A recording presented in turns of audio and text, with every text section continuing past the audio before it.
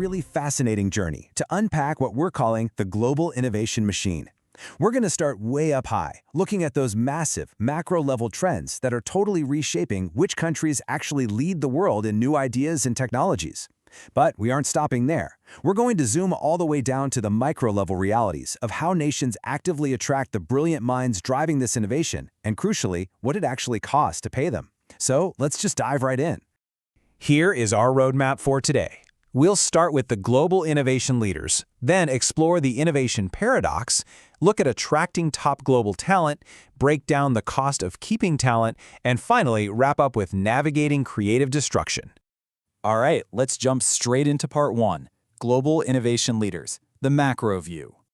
To really get a handle on this, we're pulling data straight from the 2025 Global Innovation Index, which measures 139 different economies. And looking at all that data begs a pretty massive question. Where exactly is the future being built today?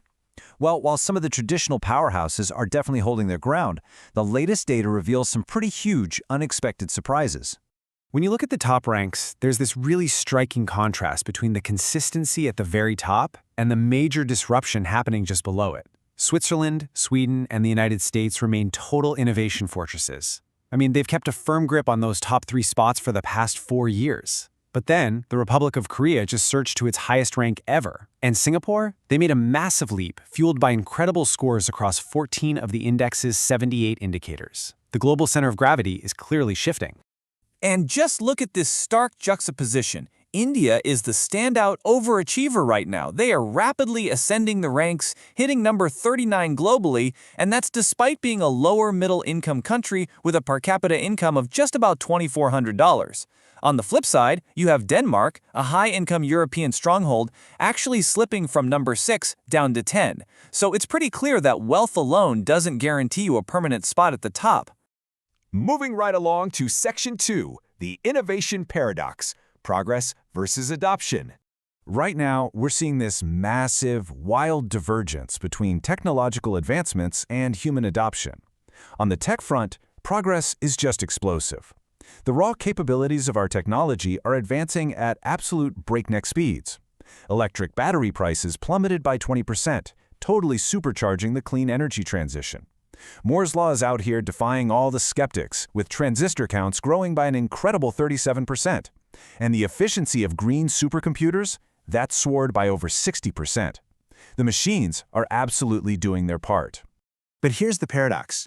Despite these massive leaps in tech, the human side of the equation, adoption and funding, is showing clear signs of deceleration. Global venture capital deals actually fell by 4.4%. That marks a 3rd consecutive year of decline. And honestly, the funding is mostly restricted now to just the US and the AI sector. Plus, out in the real world, the widespread adoption of electric vehicles and 5G networks is consistently falling short of long-term historical trends. The tech is lightning fast, but our actual integration of it is slowing down. Which brings us to Section 3, attracting top global talent, the inputs. If capital is tightening up and adoption is slowing down, the nations that actually win the innovation race are going to be the ones that secure the best human capital. Let's look at Canada as a prime example of a country actively building an ecosystem just to import brilliant minds. Their immigration system is highly structured, it's explicitly business-friendly, and it all starts with one incredibly simple question. What are you actually trying to do with your business? Because the path you take to bring talent across their border depends entirely on your specific corporate goal. It's essentially decision tree logic that builds a direct talent pipeline. If you want to start a company, their Startup Visa program literally connects you directly with venture capital and angel investors. If you're looking to transfer existing executives or specialized workers from the US or Mexico, the Intracompany Transfer Program lets you skip those lengthy labor market assessments completely. And what if you have brand new recruits? Well, that leads to their crown jewel. The Global Talent Stream, or GTS. This is an absolute masterclass in treating immigration as an innovation input. The GTS offers a streamlined process that is specifically designed to bypass traditional bureaucratic bottlenecks. If you're hiring highly skilled, in-demand tech talent, think software engineers or computer programmers, this program promises visa processing in as little as 2 weeks. 2 weeks. That is how aggressively top-tier nations are moving to capture global brainpower. Okay, on to Section 4. The costs of keeping talent, the incentives. So you've built the clusters, you've streamlined the visas, and you've attracted the talent. But how much does it actually cost to keep them? Because believe me, the global talent pool is highly mobile and they absolutely know their worth. Just setting the baseline between two European powerhouses, we see a massive discrepancy right out of the gate. The German median gross salary sits at about 48,000 euros. But hop right over the border into Switzerland and the median jumps to 78,000 Swiss francs. Now sure, Switzerland has a higher cost of living, but that baseline pay is aggressively structured to retain top-tier professionals. When we break this down by specific roles, the disparities become honestly staggering. Look at these US dollar equivalents. A Swiss tech professional makes roughly $109,000 compared to a German tech worker at $65,000. That's nearly double. In healthcare, a Swiss physician brings in $254,000 against $138,000 in Germany. And at the executive level, a Swiss CEO commands over $1.1 million, which is more than double the $540,000 a German CEO makes. This is the reality of the modern global bidding war for talent. Crucially, though, these numbers are not static. Looking ahead to 2031, salaries are projected to just keep climbing. Swiss baseline salaries will hit around 92,000 francs, and German salaries will reach 53,000 euros. But keep in mind, sectors like IT and healthcare are going to vastly outperform those averages.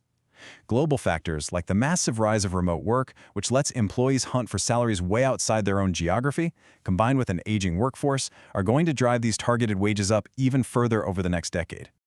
Finally, let's wrap this all up in Section 5, Navigating Creative Destruction. We have covered a lot of ground today, right? From shifting global ranks to lightning-fast tech visas and massive salary premiums. But to really make sense of how it all fits together, we have to view it through the economic lens of creative destruction. That's a term coined by economist Joseph Schumpeter. He pointed out that true innovation inherently replaces existing industries with new businesses, new skills, and new ideas. It generates immense economic vitality and creates all those high-paying jobs we just looked at. But it is also a pretty painful process. It erases stale leadership, completely disrupts old industries, and causes the exact dislocation we saw earlier with the slowing tech adoption and shifting global rankings. Progress is definitely a double-edged sword. Which leaves us with this final thought. The global innovation machine is relentless. It is constantly rewriting the map, redefining how we work, and aggressively repricing human talent.